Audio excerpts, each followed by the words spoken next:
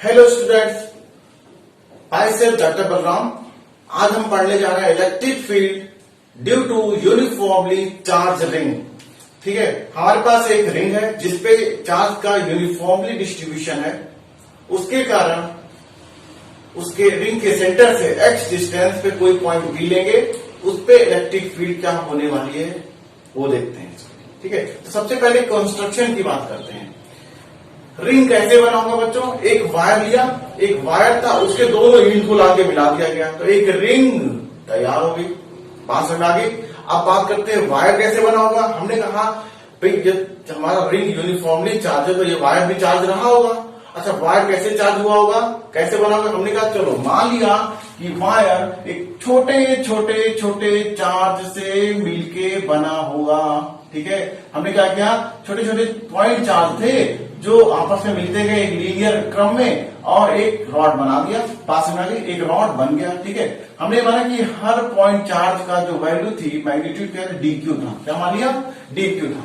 ठीक है, तो वायर इस तरह DQ DQ DQ DQ DQ आपस में लगते गए एक लाइन में और एक वायर बना दिए। अच्छा, अब क्या किया मैंने, इन दोनों वायर के एंड को मिला दिया। देखो कुछ इस तरह,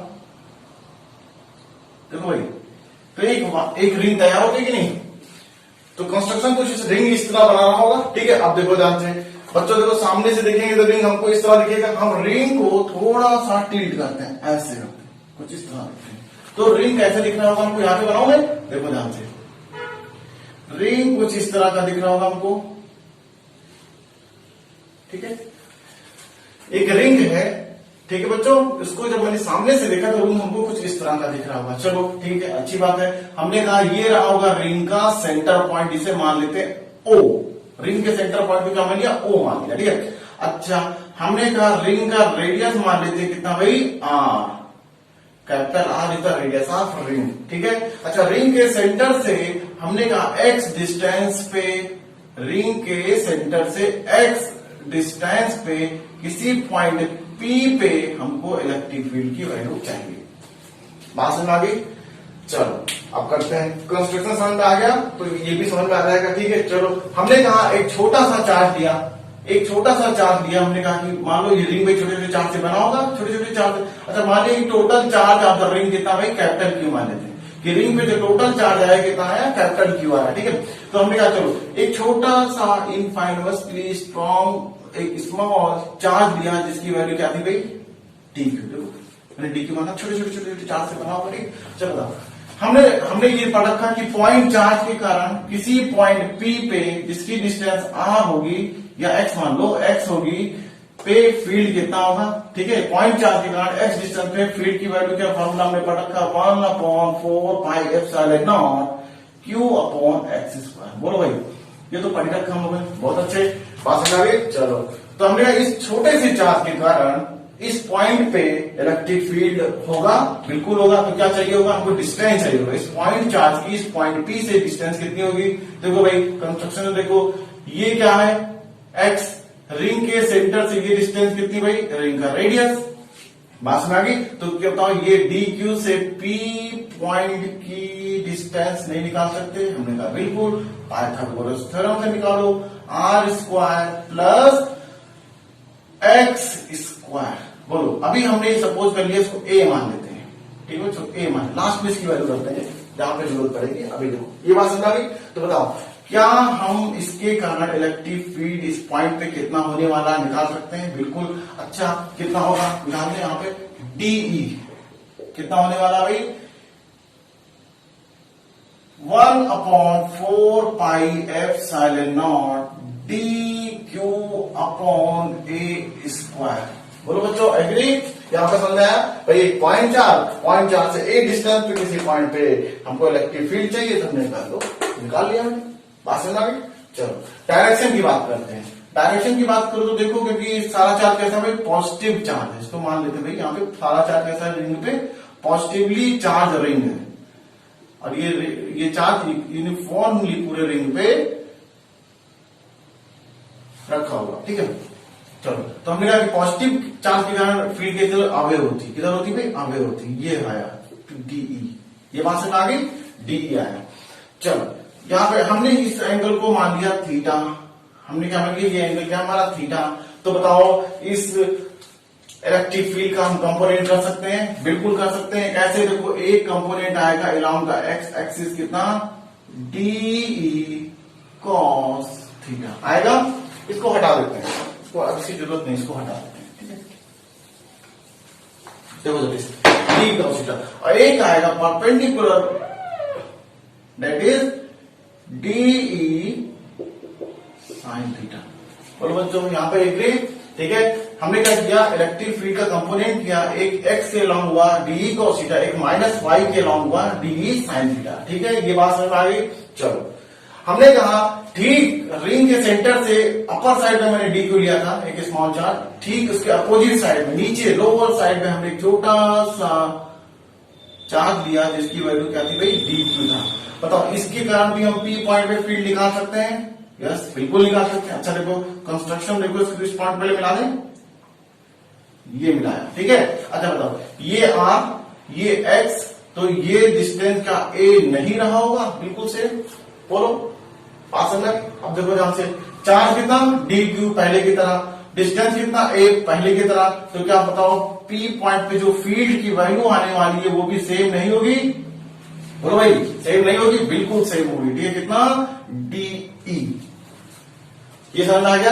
अच्छा ये एंगल थीटा है, तो ये एंगल भी क्या बना होगा, थीटा ही बना होगा, ठीक है। तो इसका कंपोनेंट फिर से करें, तो एक कंपोनेंट इसी के अलॉन्ग आया कितना, डी कॉस थीटा, और एक कंपोनेंट बना परपेंडिकुलर प्लस वाई डायरेक्शन में, that is D sine theta. बोलो भाई ये समझ में आ गया। मतलब क्या हुआ कि यदि हम रिंग का अपोजिट फेस पे लेंगे तो सारे वाई कंपोनेंट वाला जो इलेक्ट्रिक फील्ड होगा वो क्या होगा, कैंसिल आउट करेंगे। क्यों, क्योंकि इक्वल है, मैग्नीट्यूड में इक्वल है और डायरेक्शन में अपोजिट है, तो they are cancel to each other.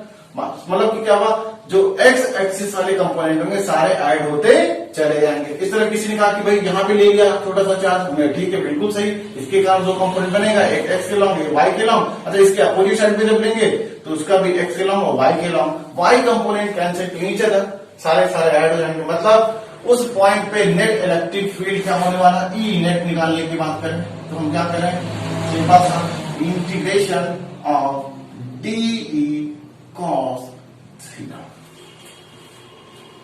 आसान आ गई, डी कॉस थीटा, मतलब कि एक्स कंपोनेंट को ऐड, कॉस थीटा वाले कंपोनेंट को ऐड करते जाओ, इस तरह पूरे चार्ज पे हमने घूम लिया तो हमको टोटल फील्ड मिल जाएगा ड्यू टू द रिंग उस पॉइंट पी पे। बात समझ में आ गई।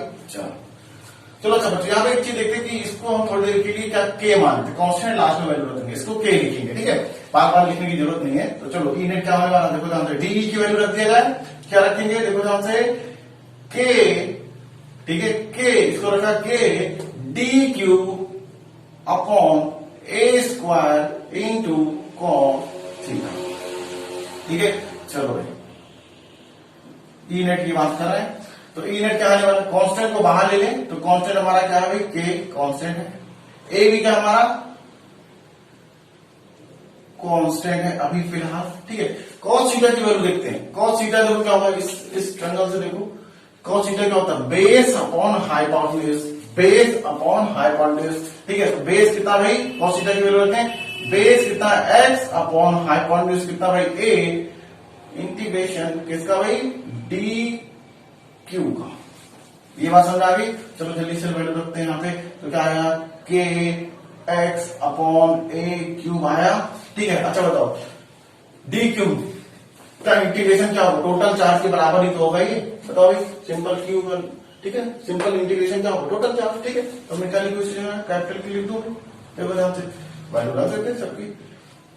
हमने कहा देखो के क्यू एक्स अपॉन ए की वैल्यू क्या थी भाई, under root r square plus x square की पावर 3, ठीक है, under root r square plus x square, इसको क्या ले सकते हैं यहाँ पे देखो, under root r square plus x square को हम ये लिख सकते हैं कि नहीं, बताओ, पता होगा सभी को, ठीक है, 1/2 लिख सकते हैं। अच्छा और पावर 3 है तो टोटल क्या लिखेंगे, इसकी पावर 3 कर देते हैं, तो क्या लिखेंगे, r square plus x square की पावर 3/2।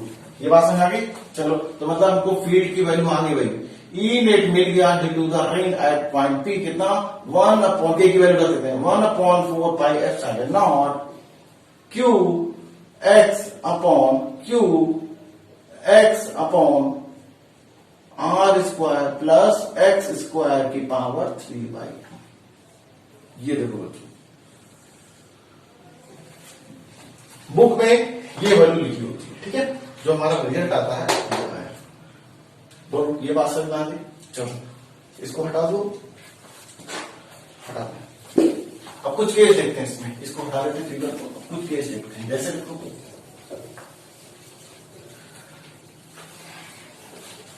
यहां पे हमने कहा जब किसी ने बोला भाई कि इफ केस फर्स्ट इसमें क्या देखते हैं, हमने कहा if x is much greater than r, ठीक है। हमने जो x p पॉइंट लिया था, तो सेंटर से p पॉइंट जो डिस्टेंस x थी ये बहुत ज्यादा हो रेडियस ऑफ रिंग के कंपेयर में, तो बताओ इस फॉर्मूले में हम r को x के कंपेयर में निगलेक्ट कर सकते हैं कि नहीं? r को x के कंपेयर में निगलेक्ट कर सकते हैं, बिल्कुल कर सकते हैं। अब देखो x की पावर 2 की पावर 3/2, तो 2 से 2 कैंसिल क्या आ जाएगा? देखो यहाँ पे ई नेट क्या बनने वाला उस केस में? ई नेट बनने वाला हमारा 1/4 पाई एप्सिलॉन नॉट क्यू, ठीक है, क्यू करो सही से करो क्यू एक्स अपॉन एक्स की पावर 2 की पावर 3/2। ये तो है, ये तो 0, एक्स की पावर 2 की पावर 3/2, ठीक है। इस 2 से ये 2 क्या हुआ? कैंसिल हो गया। अल्टीमेटली क्या आया? एक्स क्यूब, ठीक है, क्या है? X cube. देखो ध्यान से 1/4 pi epsilon not cube x upon x की पावर क्यूब, इस पावर से एक कैंसिल हो गया, तो टोटल नेट आ गया हमारा इलेक्ट्रिक फील्ड इस केस में 1/4 pi epsilon not cube upon x square. ओहो, तो क्या लिख रहा है? जो ई है वो एक्स स्क्वायर के इनवर्सली प्रोपोर्शनल है कि नहीं? जितने पॉइंट चार्ज की तरह बिहेव कर रहा है, क्यों नहीं होगा? बिल्कुल याद करो, पॉइंट चार्ज के बारे में मैंने क्या बोला था कि पॉइंट चार्ज मतलब इतने कि वो छोटा सा चार्ज होगा, वो बड़ा भी हो सकता है, लेकिन हम कहां से उसको देख रहे हैं वो डिपेंड करेगा, ठीक है। हम कहां से उसको देख रहे हैं, ठीक है। हमने कहा रिंग था, जब नजदीक थे तो रिंग हमको बड़ा दिखा, लेकिन एक्स की वैल्यू दूर चले गए तो रिंग हमको किसी तरह बिहेव करेगा? पॉइंट चार्ज की तरह बिहेव करेगा। देखो, ठीक है, ये बात समझ आ गई? हाँ, अच्छे से समझना। सेकेंड केस देखो भाई, सेकेंड केस देखते हैं, केस टू में क्या होने वाला? हमने कहा if r is greater than x, ठीक है। हमने इस बार कहा x बहुत छोटा लिया, तो r तो फिक्स है ना, इससे मतलब क्या? r तो फिक्स है, रिंग एक बार रिंग बना दी तो r तो फिक्स कर दिया हमने, ठीक है। x को ही हम वैल्यू कर सकते हैं। इस बार हमने जो x पॉइंट लिया रिंग के रेडियस के कंपेयर में बहुत छोटा लिया, ठीक है। उस केस में क्या करेंगे भाई? x को इस बार निगलेक्ट करेंगे, x को निगलेक्ट कर देंगे। देखो r क्या बचेगा? ये 0, तो r स्क्वायर की पावर 3/2 मतलब r क्यूब, सीधा सीधा लिखो आप। देखो भाई इस केस में जो ई नेट मिलने वाला है 1/4 pi epsilon naught q x upon r की पावर 2 की पावर 3/2 मतलब सीधा सीधा r की पावर 3। देखो ये q total charge constant, r constant, ये कांस्टेंट क्या लिख रहा है? जो ई नेट होता है इस केस में डायरेक्टली प्रोपोर्शनल टू एक्स। मतलब क्या होगा? जब एक्स की वैल्यू बहुत छोटी होगी आर के कंपेयर में, तो इलेक्ट्रिक फील्ड डायरेक्टली प्रोपोर्शनल होगा एक्स से। जैसे जैसे एक्स बढ़ेगा इलेक्ट्रिक फील्ड भी बढ़ेगा, एक लीनियर रिलेशन मिलेगा आपको। वहां से भाई अभी सारा देखेंगे, ये समझ में आया? चलो इसको हटा दो बच्चों, इसको हटा दो। तो थर्ड केस देखते हैं, third case third. Case third में क्या होने वाला है? देखो ध्यान से, केस थर्ड में क्या हमने कहा कि इफ एक्स को ले लिया भाई 0, क्या लिया? एक्स ले लिया, मतलब कि कहां पे? एट सेंटर, मतलब एट सेंटर की बात कर रहे हैं। रिंग के सेंटर पे फील्ड उसको भी तो निकालना पड़ेगा, क्या होगा? ठीक है, चलो जैसे ही एक्स की 0 लिखा, इस पे एक्स की वैल्यू क्या रखा मैंने? 0 रखा, तो टोटल क्वांटिटी क्या हो गई? 0। एक्स 0 एट सेंटर, तो हमने कहा ई एट सेंटर क्या होने वाला? एट सेंटर क्या होने वाला भाई? 0। बात समझ आ गई? ठीक है, हमने कि रिंग के सेंटर पे कोई भी इलेक्ट्रिक फील्ड नहीं होगी, ये बात समझ आ गई। अब देखो इसमें जो फोर्थ केस है हमारा, फोर्थ केस है उसको थोड़ा सा हम डिराइव कराते हैं, डायरेक्टली भी याद रखना उसको। कहते हैं कि मतलब क्या हुआ, रिंग के सेंटर पे फील्ड हमारी क्या हुई, 0 हुई। तो मतलब जैसे जैसे x की डिस्टेंस x बढ़ेगा फील्ड की वैल्यू लीनियरली बढ़ेगी, एक पर्टिकुलर टाइम तक, एक पर्टिकुलर पॉइंट तक इलेक्ट्रिक फील्ड की वैल्यू बढ़ेगी, लेकिन एक फिक्स x के लिए, ठीक है, एक पर्टिकुलर x की वैल्यू आएगी जिसपे हमको इलेक्ट्रिक फील्ड मैक्सिमम मिलेगा, ठीक है, इलेक्ट्रिक फील्ड मैक्सिमम मिलेगा। इसके बाद फिर इनवर्स रिलेशनशिप घटना शुरू हो जाएगा। तो हमको x की वो वैल्यू फाइंड करनी है जहां पे इलेक्ट्रिक फील्ड मैक्सिमम मिले। ये बात समझ में आई, समझ में आई? उसको डायरेक्टली याद रखना, मैं करा देता हूं उसको, ठीक है। केस 4 में क्या होगा भाई, केस 4 में क्या लिखेंगे हम लोग कि जो x की फॉर ई मैक्स हमको ई मैक्सिमम कम मिलेगा। तो कहते हैं कि जो x की वैल्यू होगी, जो x की वैल्यू होगी वो r/√2, ठीक है, मतलब रिंग के रेडियस का √2 टाइम्स कम कर दें तो उस x के लिए हमको e की वैल्यू मैक्सिमम मिलने वाली है, ठीक है बच्चों।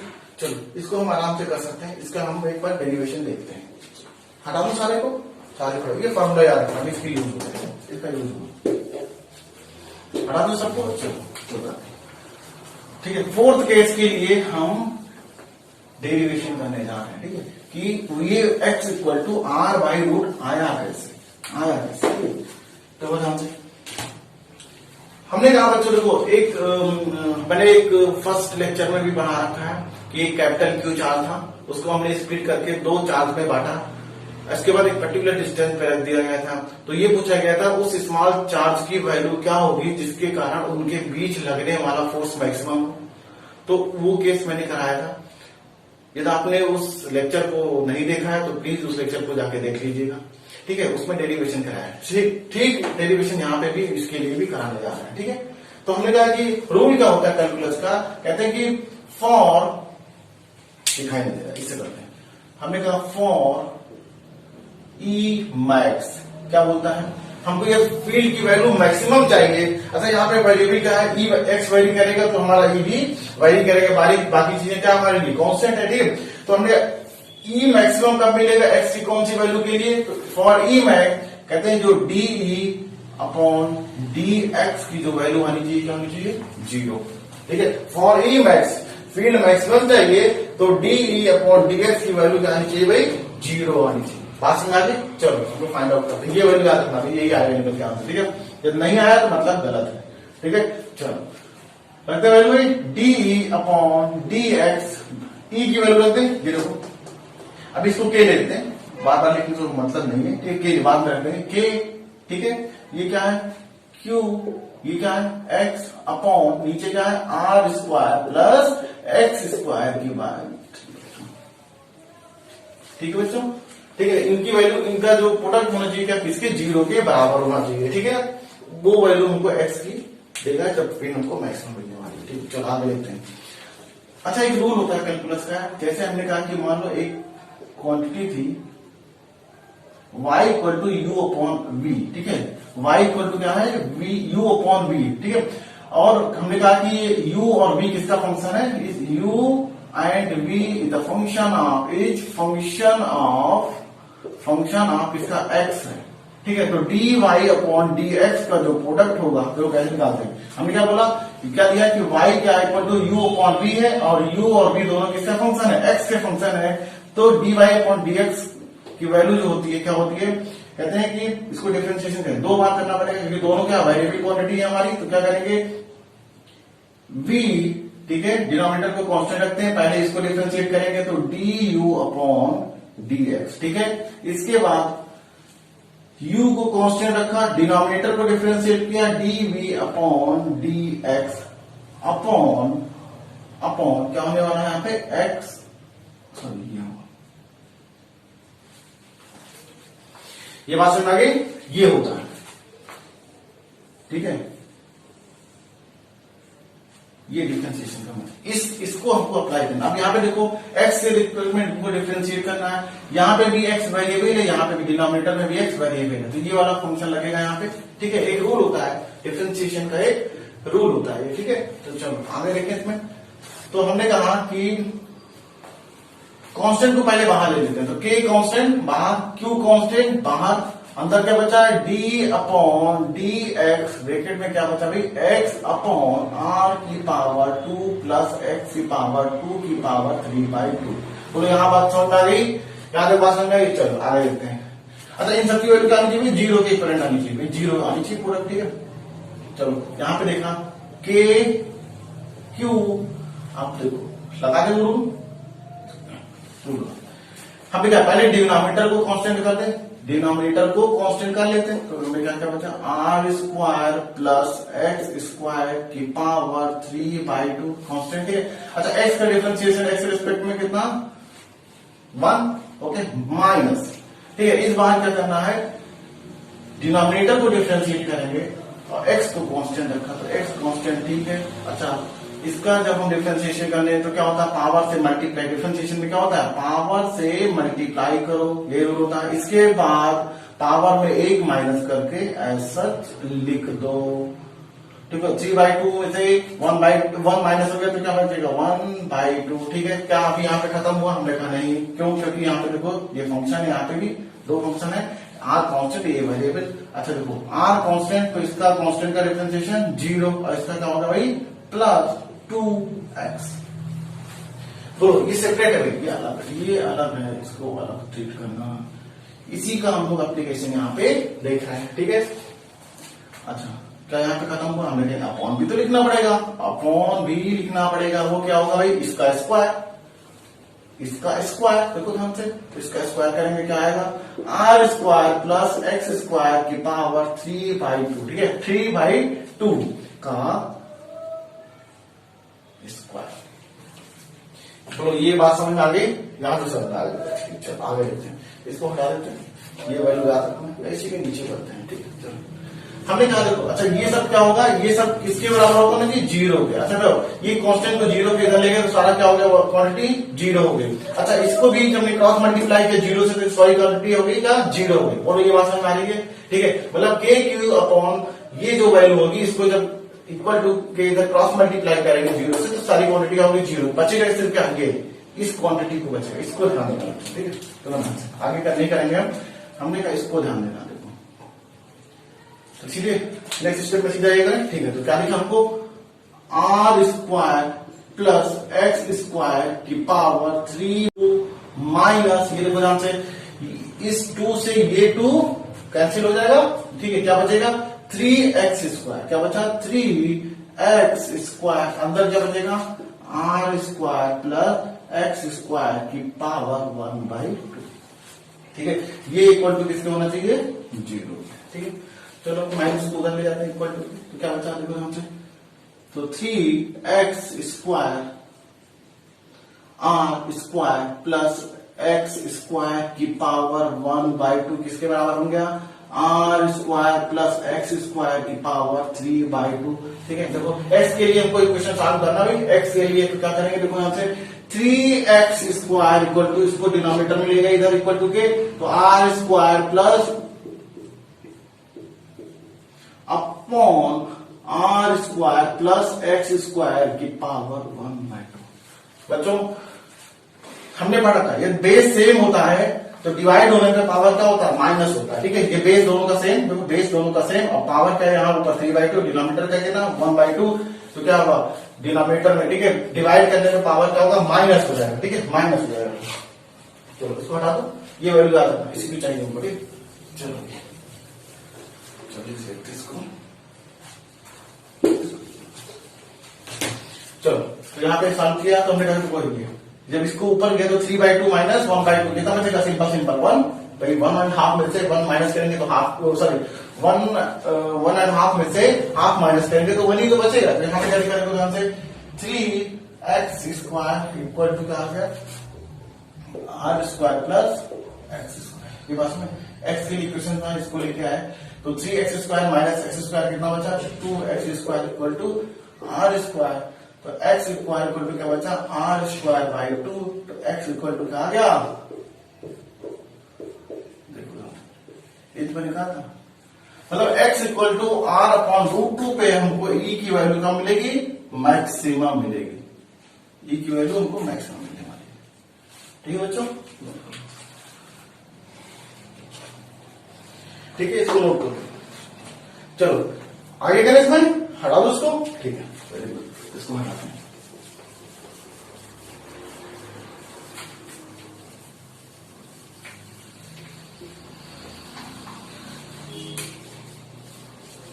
चलो जल्दी से देखें।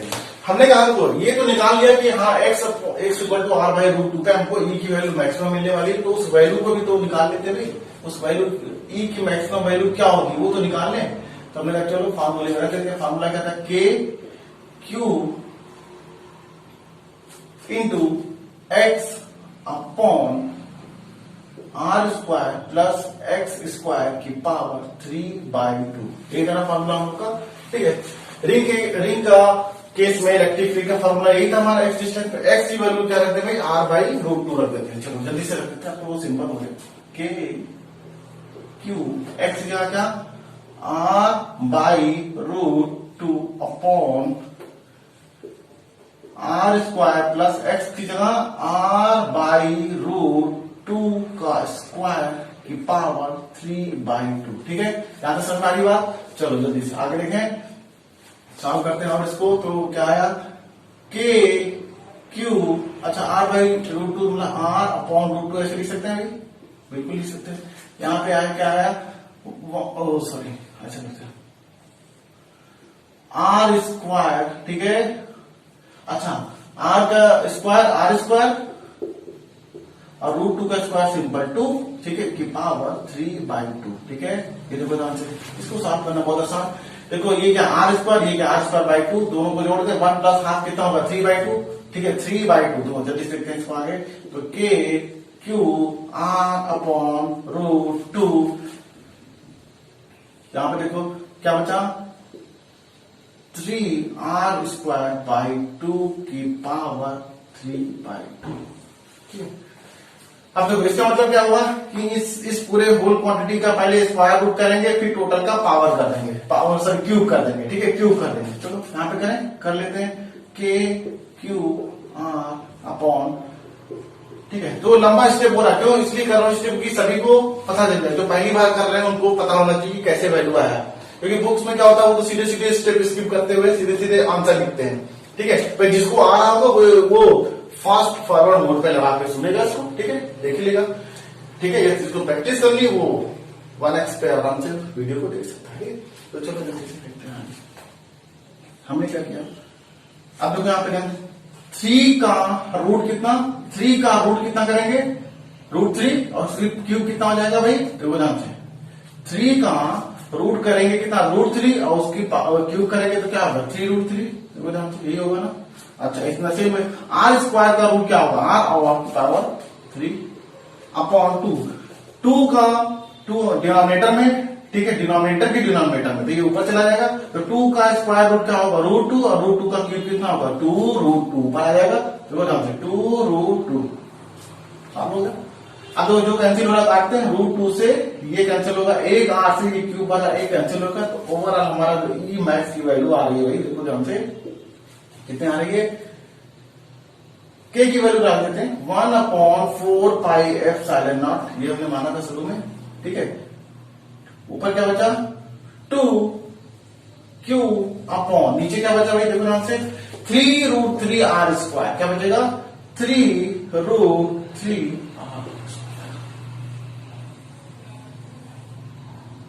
ये देखो आ गया हमारा सारा केस। ठीक है, ये बात समझ गए, चलो नोट कर लो। ये उसकी मैक्सिमम वैल्यू होगी इलेक्ट्रिक फील्ड की कब, जब x हमारा क्या होगा r/√2 होगा। ठीक है, उस समय ई की मैक्सिमम वैल्यू है। चलो अच्छा, एक लास्ट पॉइंट इसमें क्या बचा, ग्राफ। इसका एक बार ग्राफ समझ लेते हैं, बस एक ग्राफ समझ लेते हैं, बाकी हो चुका है इसमें। ठीक है, चलो हमने क्या देखा, रेड से बना देते। ठीक है, चलो हमने एक कोऑर्डिनेट बना लिया, ये देखो ये क्या था, रिंग का सेंटर पॉइंट था। ठीक है, ये सेंटर पॉइंट था। ठीक है, ये वाई एक्सिस हमको इलेक्ट्रिक फील्ड को रिप्रेजेंट कर रहा है और ये हमको एक्स एक्सिस डिस्टेंस को एक्स को डिनोट करना। ठीक है, तो हमने क्या देखा, अभी क्या देखा था हमने, सारा पॉइंट क्या देखा, देखो सेंटर पे एट सेंटर ई क्या मिल रहा था भाई, 0 मिल रहा था। ठीक है, अच्छा सेकंड केस हमने पढ़ा था कि जब हमारा आर था ज्यादा था एक्स के केस में, जो ई डायरेक्टली प्रोपोर्शनल किसके, एक्स के था कि नहीं था, बिल्कुल था। अच्छा इसके बाद क्या केस मिला हमको कि आर की एक एक्स की एक फिक्स वैल्यू थी, एक फिक्स वैल्यू थी जहां पे हमको फील्ड क्या मिलने वाला था, ई मैक्स मिलने वाला था। ठीक है, और लास्ट में क्या था कि जब x ग्रेटर देन आर होगा उस कंडीशन में जो ई था वो इनवर्स स्क्वायर के साथ फॉलो कर रहा था इलेक्ट्रिक फील्ड को। ये लगा, चलो ध्यान लगाते हैं। तो सेंटर पे क्या होगा, फील्ड 0। ठीक है, बिल्कुल सही है। ग्राफ कहां से स्टार्ट होगा, ओरिजिन से होगा। ये तो बात क्लियर समझ आ रही है, ओरिजिन से होगा। ठीक है, अच्छा इसके बाद डायरेक्ट रिलेशन मतलब कि लीनियर ग्राफ मिलने वाला है ध्यान से ये। अच्छा एक इसके बाद क्या, एक मैक्सिमम वैल्यू आएगी r/√2 पे मैक्सिमम वैल्यू आएगी। इसके बाद ग्राफ इनवर्स रिलेशन के हिसाब से आगे बढ़ेगा। ठीक, चलो आगे बढ़े, ये समझ आ गया। और जाके इंफिनिटी पे क्या हो जाएगा भाई, फिर से हमारा फिर 0 हो जाएगा। बहुत बात सुन में। तो ये वैल्यू किसको रिप्रेजेंट कर रही है, ये वैल्यू दिखा रही है ई मैक्स, इसको ई मैक्स ये बात में। और ये इस पे एक्स एक्सिस, उसमें एक्स की वैल्यू क्या रही होगी, r/√2। क्लियर है, ग्राफ से बिल्कुल सही है। ठीक है, चलो भाई एक चीज देखते हैं थोड़ा। हमने कहा कि रिंग था ना, रिंग, ये रिंग था सामने से, रिंग का सेंटर था। हमने रिंग के सेंटर से हमने एक्स एक्सिस इधर प्लस एक्स की तरफ पढ़े थे। तो जो यदि माइनस एक्स की तरफ पॉइंट लेते कोई तो क्या इधर फील्ड नहीं मिलती, हमने कहा बिल्कुल मिलती। ठीक है, हम रिंग के हम प्लस एक्स एक्सिस की तरफ जाते तब भी जिस पॉइंट पे हमको फील्ड मिलेगी उतना ही डिस्टेंस है माइनस एक्स की तरफ जाते हम तब भी फील्ड की वैल्यू सेम होती है। मतलब कि magnitude of electric field will be same on either side of the ring. ठीक है, लेकिन क्या डायरेक्शन सेम होता, हमने कहा नहीं। ठीक है, डायरेक्शन अपोजिट होता, मतलब मैग्नीट्यूड तो सेम होता लेकिन डायरेक्शन अपोजिट होता। ठीक है, तो हमने कहा कि ये तो राइट साइड में गए, लेफ्ट साइड में करते तो क्या होने वाला था, ग्राफ में देखो ध्यान से, इसको लाइट से कर लेते हैं। हमने क्या देखा, बिल्कुल सेम ग्राफ बनने वाला। पहले क्या होगा, लीनियर रिलेशन, फिर मैक्सिमम वैल्यू, फिर आगे ही घटना शुरू हो जाएगा। बोलो बात समझ आ गई। ये क्या रहा होगा, ये ई मैक्स रहा होगा। ठीक है, देखो ये -5 में मिल रहा मैक्सिमम, क्योंकि क्या दिखा रहा हूं, अपोजिट डायरेक्शन। क्या होगा, इसके अपोजिट डायरेक्शन में, लेकिन जो मैग्नीट्यूड होगा वो क्या होने वाला है, सेम होने वाला। ठीक है, ये देखो ध्यान से। ठीक है, बात समझ आ गई। चलो नोट करो। रिंग के केस में बच्चों को इतना ही करके पूछा जाता है, तो ये आपको आना चाहिए कैसे निकालने का तरीका है। जिसको पता तरीका ठीक है, कोई बात नहीं, वो डायरेक्टली फार्मूला याद रखेगा। और जिसको तरीका नहीं है वो आराम से इसको वीडियो को सुनेगा, तो आज में सब क्लियर हो जाएगा। ठीक है, कोई डाउट होगा, इससे रिलेटेड कोई क्वेश्चन है आपके पास, तो जरूर कमेंट बॉक्स में आप लिखिए, हम आपके प्रॉब्लम को सॉल्व करने की कोशिश करेंगे। ठीक है बच्चों, हमारे चैनल को लाइक करिए, सब्सक्राइब करिए और ज्यादा से ज्यादा हो सके तो शेयर करिए। थैंक यू बच्चों।